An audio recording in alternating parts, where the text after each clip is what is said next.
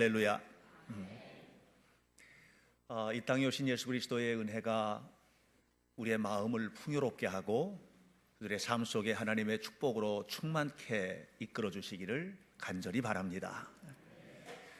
제가 오래전에 지금은 작고하신 옥하는 목사님께서 쓰신 글을 읽은 적이 있습니다. 아주 짤막한 글입니다. 본인이 영국에서 이제 오랫동안 생활을 하시다가 귀국하는 길에 스위스에서 한 주간 동안 여행을 했을 때의 경험입니다. 스위스에 이제 여행을 하면서 융프라우를 너무 올라가 보고 싶어서 융프라우를 올라갔답니다. 혹시 융프라우 올라가 보신 분들 계십니까? 정말 아름다운 곳이죠. 알프스의 고봉들이 끊임없이 펼쳐지는 아름다운 이 융프라우를 바라보면서 너무 감격해서 숨이 막힐 정도로 감격스러웠다라고 이야기를 했습니다. 한참 동안 정상에 머물러서 그 경관을 즐기고 내려오는 기차를 타고 내려오면서 떠나질 않는 거예요. 그게 그때 이 옥하는 목사님의 마음에 갑자기 든 생각입니다. 천국은 얼마나 아름다울까? 이 세상에도 이렇게 아름다운데 천국은 얼마나 아름다울까? 그래서 그 감격이 너무 오랫동안 지속이 되었고 천국에 대한 어떤 그리움이 더 생겼다 하는 그런 얘기를 제가 짤막한 칼럼에서 읽은 적이 있습니다. 오늘 성경에 보면 사도 바울이 엄청난 이야기를 합니다. 8절을 보시면 모든 성도 중에 지극히 작은 자보다 더 작은 나에게 이 은혜를 주신 것은 측량할 수 없는 그리스도의 풍성함을 내가 가지고 있는 이 측량할 수 없는 그리스도의 풍성함을 전하게 하기 위하여 나를 택했다, 이런 얘기를 합니다. 바울이 지금 무슨 얘기를 하느냐 하면 나는 하나님의 은혜를 지금 누리고 있는데 이게 너무 크고 귀해서 아무리 세려고 해도 셀 수가 없다고 하는 겁니다. 시편의 기자가 그런 얘기하죠. 하나님, 내게 주신 주님의 은혜를 세려 하나 내가 셀 수도 없나이다, 이런 고백을 하거든요. 똑같은 고백을 지금 바울이 하는 겁니다. 측량할 수 없는 어마어마한 은혜를 지금 누리고 있다고 하는 것이죠. 그런데 이게 내가 뭘 잘해서가 아니고 7절을 보니까 하나님이 그냥 선물로 주셨다는 거예요. 하나님이 그냥 선물로 주셨다는 거죠. 저도 이제 가끔 선물을 받는데 내가 뭘 해서 주는 게 아니라 그냥 대가도 없이 선물을 톡 주는 거예요. 그러면 그 선물을 받는 기쁨이 너무 커요. 바울이 지금 하나님이 주신 선물을 누리고 있는데 그 선물이 뭐냐면 측량할 수 없는 풍성함이라는 거예요. 옥하는 목사님이 이렇게 아름다워, 융프라우 올라가서 하나님이 만드신 세상이 이렇게 아름다워, 너무 아름다워서 숨이 막힐 정도로 아름답다고 하는데 이 옥 목사님은 지금 눈앞에 펼쳐지는 이 융프라우의 아름다움을 보면서 그걸 느끼고 있는 거거든요. 그런데 바울이 이 측량할 수 없는 하나님의 풍성함을 누리고 있는 자리가 어디냐? 1절에 보니까 갇힌 곳이라는 거예요. 에베소서는 감옥에서 쓴 편지입니다. 지금 사도 바울은 감옥에 있습니다. 감옥에 있는데 너무 숨막히게 답답해, 너무 괴로워서 견딜 수 없어. 나를 이곳에 갇히게 하다니 내가 잊지 않을 거야, 이게 아니고 하나님의 은혜가 너무나 풍성해서 견딜 수가 없을 만큼 크다는 얘기를 지금 하고 있는 것입니다. 한 해를 어떻게 사셨습니까? 혹시라도 옥에 갇혀서 사신 분들이 계실 수도 있을 거라 생각을 합니다.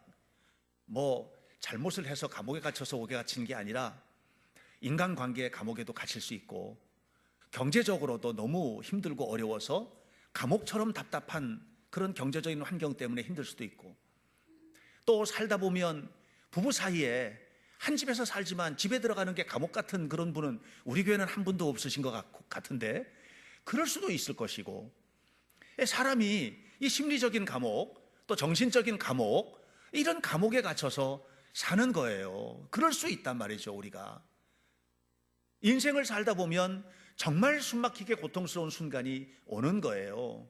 근데 그건 환경이고, 그런데 남들이 볼 때는 야, 너 어떻게 견디니? 남들이 바라볼 때는 야, 너 이겨내는 게 대견하다. 그런데 그 사람을 향해서 나는 고백하는 거예요. 나는 하나님의 측량할 수 없는 은혜 속에 살고 있어. 너는 몰라. 사람들이 바라볼 때는 내가 지금 너무 답답한 환경이라고 생각하겠지. 경제적으로 찌들리고 뭐 되는 게 별로 없고, 그런데 너는 모르지만 내 안에는 측량할 수 없는 하나님의 은혜가 있어. 이렇게 여러분 고백하실 수 있겠습니까? 여러분 이런 얘기 들으면 목사님 그런 얘기는 저 애들 보는 애니메이션이나 아니면 동화책이나 나오는 얘기를 왜 하십니까? 뭐 이렇게 얘기하실지 모르겠는데, 아니에요. 지금 바울이 그 얘기하고 있잖아요. 바울이 그 얘기를 하고 있고, 우리 주변에는 여러분 상상할 수 없을 만큼 큰 은혜 믿음 속에서 감옥과 같은 환경을 감사함으로 이겨내는 사람들이 정말 많아요. 이겨내시기를 주의 이름으로 축원합니다. 은혜라는 게 뭡니까? 은혜라는 게 그냥 주어지는 거거든요. 은혜는 대가로 주어지는 게 아니에요. 하나님은 우리에게 구원의 은혜를 주셨어요. 그냥 주신 거예요. 대가로 주어진 게 아니에요. 여러분, 우리가 이 하나님의 은혜 가만히 생각해 보면은 나는 받을 자격이 없는데 왜 이렇게 자꾸 이렇게 사랑하시나? 나는 그 정도 사람이 아닌데 나에게 왜 이렇게 하나님이 잘해 주실까? 이 은혜거든요. 여러분, 정말로 죽을 수밖에 없는 나를 거둬주신 하나님의 은혜를 기억하며 살아가는 이 삶은 내 안에 주님이 늘 머물러 계실 때 이루어지는 상태입니다. 그러니까 내 안에 주님이 늘 머물러 계시면 불평할 수가 없는 거예요. 여러분, 불평이 뭡니까? 불평이라고 하는 것은 내가 원하는 게 안 된다는 거예요. 이게 불평이 나오는 거예요. 불만이라는 게 뭡니까? 왜 불만이 나옵니까? 내 자격이 이런 자격인데 왜 내 자격을 무시하느냐, 이런 데서 나오는 거거든요. 그러니까 불평과 불만이 입술에서 나올 때 그건 마음에 주님이 안 계신 거예요. 여러분, 직장 생활을 하다가도 불평과 불만스러운 환경이 있어요. 살면서도 그런 게 있어요. 근데 불평과 불만이 나오는 그 삶의 자리를 가만히 뜯어보면 딱 하나가 나오는 거예요. 그건 뭐냐면 마음에 주님이 안 계시고 내가 있는 거예요. 왜 나를 이렇게 해? 내 위치가 이 위치인데 내가 원하는 게 왜 이렇게 안 되지? 항상 이게 주님을 중심으로 주님을 바라보고 주님 앞에서 우리 자신을 돌아보고 정말로 측량할 수 없는 하나님의 은혜 속에 살아야 함에도 불구하고 우리가 그 은혜를 잃어버리고 있는 거죠. 그래서 여러분, 우리가 은혜를 누리고 사는 것은 삶의 조건의 문제가 아니에요. 우리 마음의 상태 문제예요. 내 마음의 상태의 문제. 이 마음의 상태 속에 주님이 항상 계시기를 바랍니다. 여러분의 마음의 상태 속에 항상 주님을 염두에 두시기를 바랍니다. 사도 바울이 지금 이렇게 고백을 하는 거예요. 나는 너무나 풍성한 은혜를 누리고 있다는 거죠. 너무나 풍성한 은혜를 누리고 있다는 거죠. 너무너무 감사하다는 거죠. 이 감사가 여러분의 것이 되시기를 주님의 이름으로 간절히 축원합니다. 우리 60년대 70년대 다 살아왔습니다. 그렇게 살아온 과거를 돌아봅니다. 올해 정부에서 발표한 걸 보니까 우리나라 1인당 국민소득이 거의 3만 불 다 됐더라고요. 29,745불인가 이 정도가 돼요. 그러니까 3만 불 시대가 된 거예요. 1인당 국민소득이. 제가 인터넷에서 찾아보니까 1960년에 1인당 국민소득이 79달러였더라고요. 1인당 국민소득이. 물론 그때 지금 생활의 격차 이런 거 다 따져서 충분히 줬다 하더라도 1,000달러가 안 되는 거예요. 1970년에 우리나라 1인당 국민소득이 243달러. 여러분, 불과 50년 전이에요. 50년 전. 50년 동안 여러분, 이건 기적과 같은 일이에요. 이 기적과 같은 일이 어떻게 왔을까? 여러분, 하나님의 은혜입니다. 이 시기를 가만히 보면 우리가 너무 열심히 일해서 민족이 다르기 때문에 아니고, 우리 조선시대 때도 우리 민족이고, 조선 구한말 나라가 일본에 망해가지고 나라를 완전히 잃어버렸을 때도 다 똑같은 우리 민족이에요. 그런데 달라진 게 있어. 이 시기에 달라진 게 있어. 뭐냐면 구름대처럼 교회로 몰려들어서 하나님 앞에 기도하고 하나님 앞에 예배하고 하나님 앞에 헌신하고 그냥 그렇게 하면서 방방곡곡마다 교회가 세워지고, 이 시기가 바로 경제적인 부흥의 시기고 뭐 대통령이 뭘 잘해서가 아니고 하나님이 축복하셔서 이루어진 겁니다. 그러면 여러분, 우리 지금 우리의 삶의 환경이 저 74달러, 240달러 이런 시대와 같은 환경, 이 옥에 갇혀 있는 것 같은 환경이 우리의 삶 속에 이루어졌다 하더라도 하나님이 계시면 걱정하지 마시란 얘기예요. 하나님이 나와 함께 하시면 이겨낼 줄로 믿습니다. 하나님이 함께 하실 때 승리하는 거예요. 하나님이 함께 하실 때 행복의 조건들이 거기에서 솟아오는 거예요. 예. 오늘 교동문 할 때도 원천의 샘들이 터지고, 원천의 샘들이 터진다는 게 뭡니까? 이 막혀있던 샘물이 생수가 막 터져 올라오는 거거든요. 누가? 주님께서 오셔서 이 일을 이루신다는 거죠. 그러니까 주님이 내 안에 계실 때 행복의 조건이 되는 거예요. 불행하다고 느끼면 그건 뭐냐면 삶의 상태가 나에게 가져다 주는 불행이기도 하지만, 그보다 더 큰 것은 뭐냐면 그 불행을 이겨낼 수 있는 힘이 나에게는 없다는 거죠. 그러니까 우리가 이겨낼 수 있는 게 아니거든요. 이게 하나님께서 함께 하시고, 하나님께서 내 생각을 바꾸시고, 하나님께서 내 마음을 바꾸시고, 내 삶을 완전히 뜯어 고쳐서 하나님의 영광을 위해 살아가는 삶으로 우리를 세워주시기를 간절히 축원합니다. 사도 바울이 에베소서 1장과 2장에서 복음에 대한 이야기를 합니다. 복음은 이런 것이라는 얘기를 합니다. 그리고 3장에 딱 들어서면서 뭐를 했냐면, 이런 복음을 내가 믿고 있는데 내가 이렇게 살고 있다는 얘기를 하는 거예요. 지금 복음이라는 게, 다시 말하면 예수님을 믿는 내가, 예수님은 누구야? 예수님은 구원자고, 예수님은 값없이 우리에게 은혜를 베풀어 주시고, 예수님은 우리에게 말로 다 할 수 없는 사랑을 주셨고, 불의한 나를 의롭게 하셨고, 천국의 백성 되게 하셨다. 이게 이제 1장과 2장의 얘기예요. 3장에 딱 오면서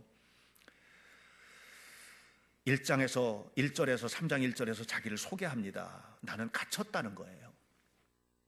이게 무슨 얘기냐면 무너짐의 조건이에요. 내가 감옥에 갇혔다. 그러면 이건 무슨 얘기냐면 나는 이제 무너지는 자리에 있다. 아니, 무너져 버렸다. 이거거든요. 그런데 바울이 놀라운 얘기를 하는 거예요. 너희들 내가 가지고 있는 조건이 무너지는 자리라고 생각하지, 난 안 무너져. 다시 바꿔 말하면 결코 무너지지 않는 삶의 조건이 감옥 속에도 있다는 거예요. 그건 뭐냐면 하나님의 풍성한 은혜라고 하는 것입니다. 그 얘기를 하는 거예요. 26살에 2007년에 판사가 된 여성이 있습니다. 26살에 판사가 되었습니다. 뭐 엄청나게 똑똑한 사람이 아닙니다. 이 여성은 김영주 판사입니다. 지금 수원지법에 있습니다. 그런데 제가 수원지법에 있는 걸로 알고 있습니다. 혹시 뭐 지금 또 모르겠는데 창원에 있다가 이렇게, 그런데 이 판사, 이제 김영주 판사가 고등학교 2학년 때, 여고 2학년 때 길을 가다가 전도지를 받은 거예요. 전도지를 성경책과 함께, 기도원 협회에서 나오는 조그만 성경책과 함께 집에 가져와가지고 성경책을 이게 뭐야 하고 펼쳤는데 시편 150편이 딱 펼쳐졌습니다. 시편 150편 마지막 절, 호흡이 있는 자마다 여호와를 찬양하라. 이 부분이 딱 들어오는 거예요. 호흡이 있는 자마다 여호와를 찬양하라. 여호와가 누구야? 근데 이분을 왜 찬양을 해야 돼? 궁금한 거예요. 그래서 교회를 나간 거예요. 교회를. 도대체 그게 뭔지를 궁금해서 교회를 나간 거예요. 교회 나가가지고 나간 첫날 목사님의 말씀의 은혜를 받은 것도 아니고 뭐 엄청난 환대를 받은 것도 아니고 그냥 예배당에 앉아서 궁금해가지고 나왔는데, 함께 찬송하는 그 찬송에 은혜를 받은 거예요. 그러니까 은혜가 그의 심령을 뚫고 들어온 거예요. 그리고서는 완전히 주님 앞에 마음을 바쳐버렸어요. 그리고서는 예수님을 믿기 시작하면 고등학교 2학년짜리 여학생이 주님을 믿는 겁니다. 주일마다 교회를 나가고 하나님의 은혜를 그리워하고 이렇게 하는 겁니다. 그 집에서는 미쳤죠. 얘가 미쳤다 말이죠. 아니, 안 하던 짓을 왜 하느냐는 거죠. 공부를 해야 되는데. 그러니까 교회 가지 말라고 그냥 엄마가 성경책 다 찢어버리고 이렇게 하는데도 견딜 수가 없는 거예요. 교회에서, 집에서도 기도 시간이 너무 좋은 거예요. 그래서 기도를 하면 엄마한테 들키니까 샤워실에 들어가가지고 물 팍 틀어놓고 그리고서는 기도를 하는 거예요. 대학을 들어갔습니다. 뭐 엄청나게 좋은 대학을 들어간 게 아닙니다. 평범한 대학에 들어갔습니다. 그 대학이 이제 공과 쪽으로는 굉장히 유명한 대학인데 이 법 쪽으로는 별로 유명한 대학이 아닙니다. 그런 대학을 들어갔습니다. 들어가가지고 공부를 하는데 하나님이 마음을 주시는 거예요. 사법시험 도전하라는 마음을. 그래서 공부를 시작을 합니다. 신림동 고시촌에 들어갔습니다. 대학 들어가면서 교회 봉사를 했거든요. 장애인들을 돌보는 반에서 장애인들 돌보는 사역을 하는 거예요. 이 여학생이. 그러면서 이제 신림동 고시촌에 나중에 들어가는데, 고시촌에 들어가서 공부를 할 때에도 이 장애인들을 돌보는 이 일을 계속해서 하는 거예요. 신림동에서 부천까지 이렇게 계속해서 왔다 갔다 하면서 한 주도 교회를 예배를 빠지지 않고, 단 한 번도 자기에게 주어진 이 사명을 내려놓지 않고 하는 겁니다. 여러분, 그런데 이 자매가 사법시험 1차에 합격을 한 거예요. 이제 2차가 남았잖아요. 지금은 이제 공부에 전념을 해야 될 때예요. 공부에 전념을 해야 될 때예요. 그런데 이 자매는 마음속에 어떤 마음이 있느냐 하면, 하나님이 내 삶을 통해서 영광을 받으시길 원한다는 거예요. 그래서 공부에 전념해야 될 시기에 열심히 공부를 하지만 그것 때문에 예배를 포기하지 않았어요. 하나님 앞에 봉사를 포기하지 않았어요. 시험을 앞두고 모의고사를 치는데 시험 치면 점수가 너무 안 나오는 거예요. 그래도 하나님께서 기도할 때마다 마음에 주신 단단함이 있어요. 그건 뭐냐면, 지금까지 내가 너와 함께 했잖아. 지금까지 내가 너와 함께 했는데 내가 너와 함께한 그 하나님이 없어졌냐? 그게 아니지 않냐? 내가 너가 가지고 있는 조건이나 환경을 가지고 일했냐? 내가 일하는 것이다. 이런 마음을 주시는 거예요. 그래서 이 자매가 그냥 열심히 2차 합격하고 연수원에 들어가 이제 정말 쟁쟁한 서울대 이런 데 법대 출신들이, 즐비의 명문대 출신들이. 그런데 이 친구는 인하대 법대를 나왔거든요. 그들 속에서 경쟁을 하는 거예요. 피말리는 경쟁을 하는 거죠. 이미 신림동 고시촌에 들어갔을 때 몸무게는 반으로 줄었던 게 뼈에 가죽만 씌운 정도가 되는 거예요. 그런데도 하나님 앞에 헌신을 하고 마지막까지, 그리고 가장 어렵다는 판사에 임용이 되었다고 합니다. 하나님의 경륜을 믿는다는 게 뭐냐 하면, 하나님의 경륜은요, 내가 계획한 것이 아니에요. 하나님께서 나를 통해서 일하고자 하시는 그 길이, 이게 경륜이에요.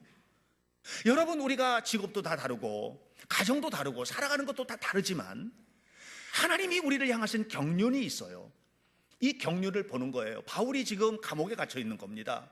거기는 무너진 자리예요. 무너질 수밖에 없는 자리예요. 거기에 갇혀 있는데 바울이 억울하게 갇혀 있는 거죠. 사실 복음 전하다가 갇힌 거 아니겠습니까? 무슨 사기를 쳤습니까? 도둑질을 했습니까? 강도짓을 했습니까? 아니잖아요. 그러니까 거기 갇혀서 이게 무너질 수밖에 없는 조건이요. 내가 뭘 잘못했다고 여기 왔나?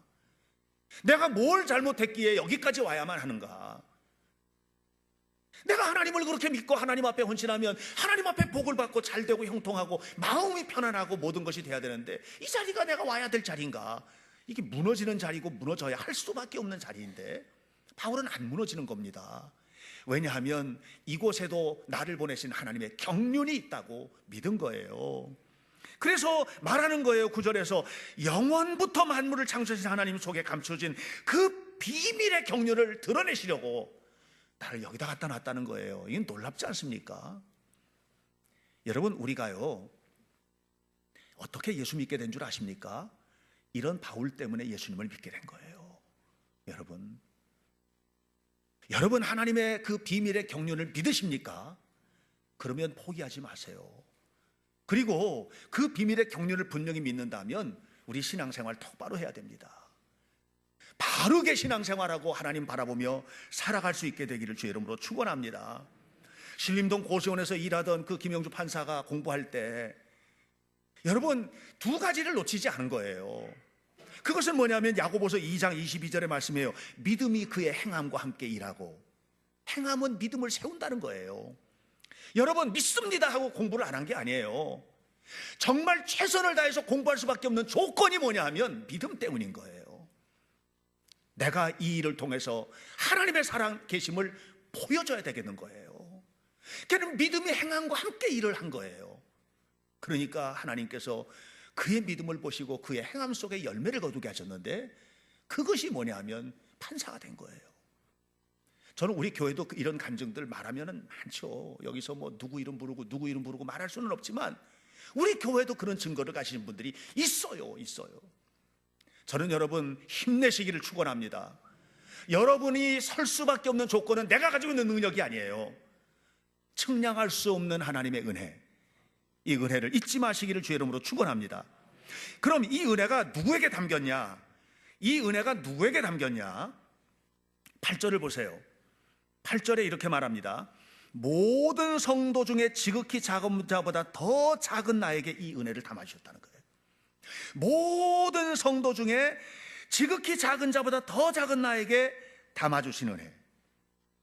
여러분, 바울이 지금 뭐냐면 머릿속에 생각하는 거예요. 내가 알고 있는 모든 사람 중에서 제일 별볼일 없고, 제일 낮고, 제일 믿음도 없고, 제일 형편없고, 이 사람을 머릿속에 딱 떠올려고요. 그리고 뭐라고 그러냐면 그 사람보다 더 밑에 있는 나를 이렇게 얘기하는 거예요. 여러분, 놀랍지 않아요? 여러분, 지금 한번 떠올려 보세요. 그냥 여기서 믿음의 수준을 어떻게 우리가 판단하겠어요? 그러나 사람의 눈이라는 게 평가에 탁월해서 한번 평가를 해보세요. 제일 그래도 그냥 뭐 별볼일 없는 사람이라고 생각할까? 여러분, 그 사람보다도 더 낮은 곳에 있다는 거예요. 여러분들이 만나는 사람들을 생각해 보세요. 그냥 직장에서 만나는 사람들은 평상시에 아우 좀 뭐 저렇게 살아 이렇게 생각하는 사람을 떠올려 보세요. 그 사람보다 더 밑에 있다는 거예요. 누구를 평가해요? 누구에게 무슨 말을 해요? 아무도 말할 수 없는 거예요. 예. 그러면서 고린도전서 15장 10절에 뭐냐면은 그런 나의 나된 것은 하나님의 은혜로다. 하나님의 은혜 때문에 내가 이렇게 선 것이라는 거예요. 그러니까 내게 주어진 현실, 이 지금 주어진 이 현실이 이게 뭐냐면 하나님 주신 선물이라는 거예요. 예. 지금 이 현재라는 말이 present잖아요. present. The present is present. 지금 나의 이 현재는 선물이다. 하나님의 선물이다. 지금 내가 누리는 모든 것들은 하나님의 선물이다. 그러니까 내가 누구에게 자랑을 하고 내가 무슨 얘기를 하겠느냐? 아무에게도 나는 자랑할 수 없고 그냥 주어진 일에 하나님 주신 사명 안에서 감당할 뿐이라고 이렇게 고백을 하는 겁니다.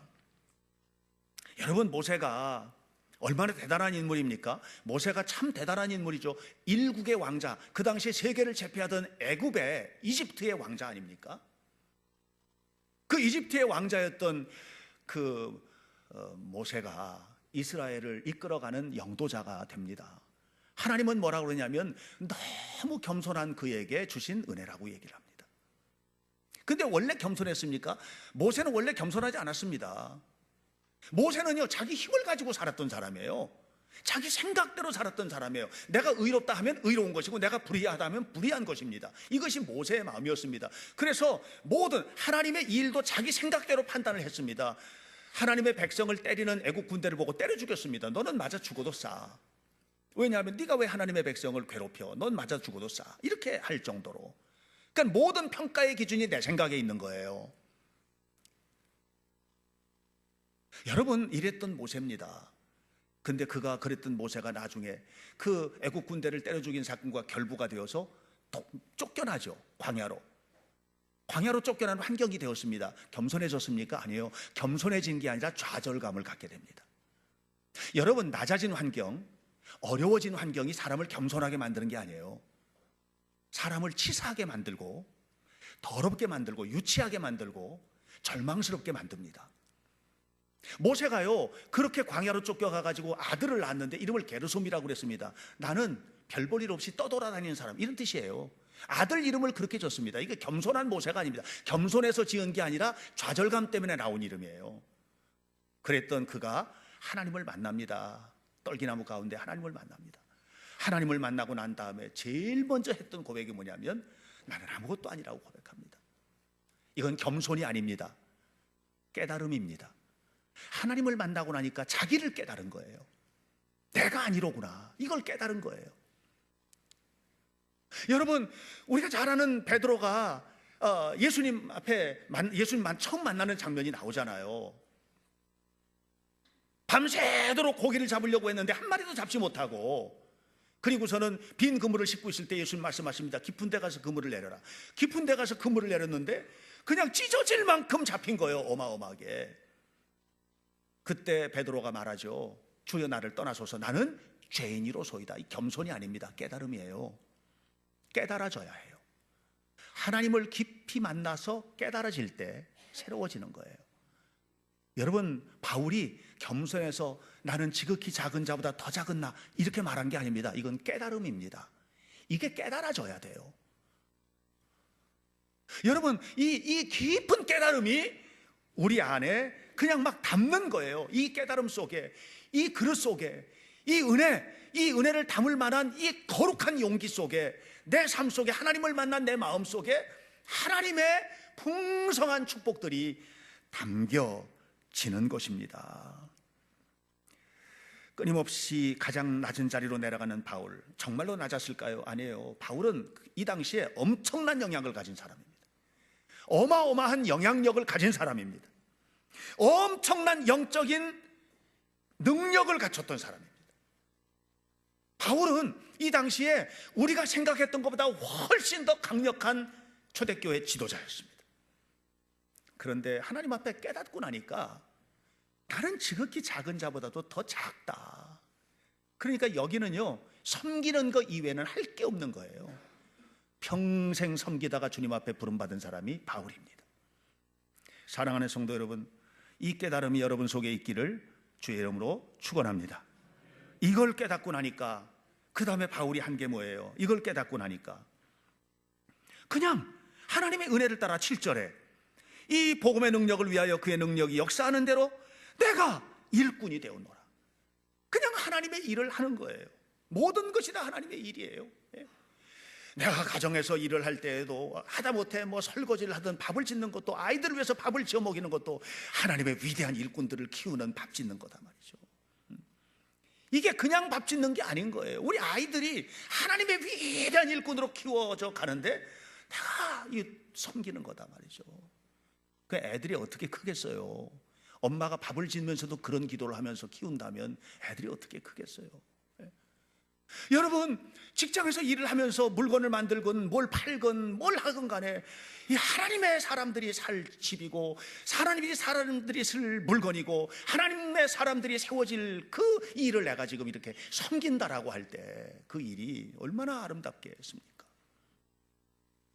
여러분, 하나님의 일을 하시기를 바랍니다. 그러니까 지극히 작은 자보다 더 작은 나에게 부어주신 풍성한 은혜 때문에 하나님의 일이 시작되는 거예요. 하나님의 일이 시작이 되는 거예요. 넘치는 하나님의 역사가 시작이 되는 겁니다. 여러분, 마음의 그릇이 하나님이 담길 만한 크기로 키워지시길 바랍니다. 아니, 그건 크기의 문제가 아니고 마음을 여는 열림의 문제인데 열려지시기를 바랍니다.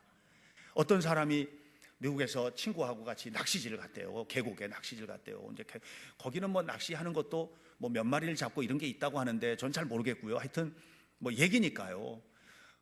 가서 낚시질 하는데 너무 낚시질이 잘 된다는 거예요. 둘이 하는데 친구가 잡는데 이런 팔뚝만한 고기들이 잡히니까 신난 거예요. 근데 옆에 있는 친구는 잡으면 큰 거는 다 버리고 손바닥만한 작은 고기는 전부 다 챙기더래요. 그래서 이 친구가 하도 이상해가지고, 야, 너 왜 큰 건 다 버리고 요 손바닥만한 것만 챙기냐? 그랬더니 한참 웃더니 하는 말이, 우리 집에 프라이팬이 고만한 거밖에 없어. 그렇게. 여러분, 도대체 우리의 마음을 얼마나 키우면 하나님이 우리 안에 거하시겠습니까? 우주보다 크신 하나님을 담을 만한 마음의 크기가 되십니까? 그게 아니라는 거예요. 이게 뭐냐면 하나님을 향해서 마음을 여는 거예요. 하나님을 향해서 마음을 여시길 바랍니다. 이것을 믿음이라고 합니다. 진짜 믿음은 뭐냐면 늘 하나님을 염두에 두고 사는 거예요. 무엇을 하든 마음의 생각에, 말을 하든 행동을 하든 산업을 하든 자녀를 키우든 뭘 하든 항상 하나님을 염두에 두고 살아가는 것입니다. 이렇게 될 때 여러분, 하나님이 우리를 기뻐하지 않겠습니까? 그런 사람을 하나님이 축복하지 않겠습니까? 여러분, 지난 한 해 동안에 많이 힘드셨습니까? 얼마나 견디셨습니까? 바울도 고린도후서 6장 4절에서 이런 말을 합니다. 많이 견디고. 제가요, 이 말씀을 읽다가 막 눈물이 나서 울었어요. 많이 견디고. 얼마나 많이 견뎠으면 바울이 이렇게 말했을까? 얼마나 힘들었을까? 많이 견디고.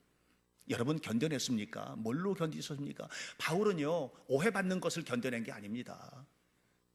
바울은 자기가 뭘 하다가 실수로다가 무슨 일을 저질러 놓고 이걸 견디고 참아야지, 시간이 지나야 되니까 이렇게 견딘 게 아닙니다. 바울은 하나님의 일을 할 때 때로는 누명도 쓰고 때로는 힘도 들고 한데 이런 것들을 견뎌낸 거예요. 다시 말하면 하나님이 살아가시는, 이 하나님께서 역사하시는 그 삶의 현장에서 이루어지는 모든 일들을 견뎌내는 겁니다. 여러분, 주님 때문에 견뎌내셨습니까? 주님 때문에 여러분 직장에서 여러분의 인간관계를, 여러분의 경제적인 어려움을, 때로는 여러분의 부부 사이의 갈등을, 여러분의 삶 속의 어떤 문제들을 주님 때문에 얼마나 견뎠습니까? 때로는 견디다 못해서 그냥 깨어져 버린 그릇처럼 팍싹 깨어질 수도 있습니다. 여러분, 그러나 여러분 기억하십시오. 그렇게 견디다가 깨어진 여러분의 마음의 깨어짐을 주님께서 만져주실 줄로 믿습니다. 그러므로 우리는 우리 하나님 앞에 살아가는 사람들인 거예요. 날마다 하나님 앞에 살아가는 거예요. 에베소서를 읽으면서 여러분 에베소서를 쭉 한번 천천히 읽어보십시오. 집에 가셔서. 거기에 가장 많이 등장하고 있는 단어 중에 하나가 풍성함이라는 단어입니다. 에베소서는 감옥에서 쓴 편지입니다. 감옥은 풍성한 자리가 아닙니다. 근데 바울은 마음이 풍성하니까 감옥 속도 풍성한 겁니다. 왜? 측량할 수 없는 하나님의 은혜 때문입니다. 이 은혜로 하루하루를 살아가시기를 바랍니다.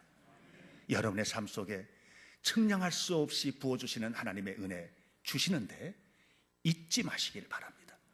악한 마귀가 와서 다 빼앗아 가서 풍성한 은혜를 주셨지만 황폐한 마음만 담고 살아가는 어리석은 자가 되지 마시고 하나님의 영광을 위하여 오늘도 내일도 영원히 풍성하신 주와 함께 동행하는 은혜로운 성도들 되시기를 간절히 축원합니다.